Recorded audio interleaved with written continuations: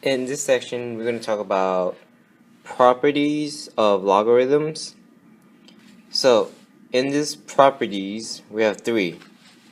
But before we can go in that, we're going to have to explain or inform that b, x, and y are positive real numbers, where b, the base, is not 1. So if these requirements are true, then these three properties will be true. So again, we're talking about properties of logarithms where b, x, and y are positive real numbers and b is not 1. So our first property is product property. So what it means is that when you ever have a log b or log base of b of x times y, you can rewrite it as log base b of x plus log base b of y.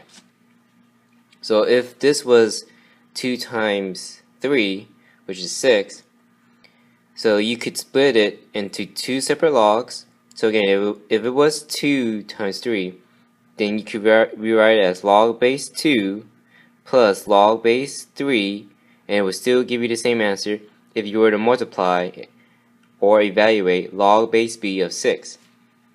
And again,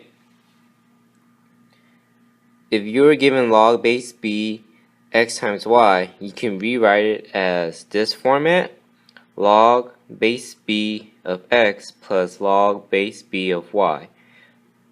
But what it doesn't say is that you can also go in the opposite order, reverse order.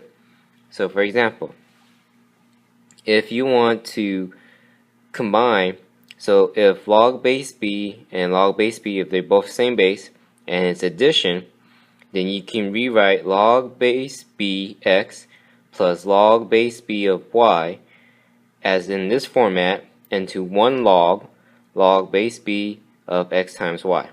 So again, it's just about rewriting into different forms, but eventually you get the same answer when working with the calculator.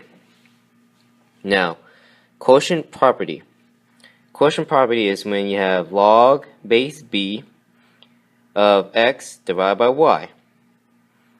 Now again, x and y can be any number.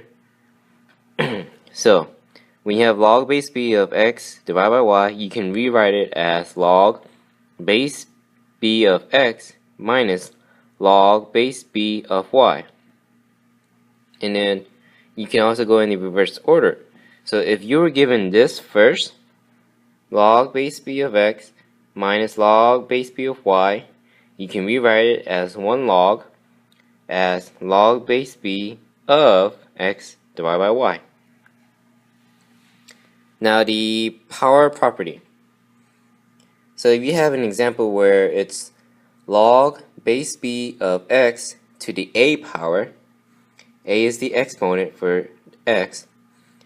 If you have that, then you can rewrite it where you put a, the exponent, in front of log. So here I have a times log of base b of x. And again, you can go in reverse order. So if you were given a times log base b of x, you can rearrange it where it becomes log base b of x to the a power. So power property is just simply moving the exponent in front of log or move it back into this format. So again, this is just properties of logarithms. The same thing can apply to natural log. So again, in the previous video, I explained that ln right here in natural log is just simply log with a base of e, the e function. So right here, I did an example using the product property and using, instead of base of b, I use base of e.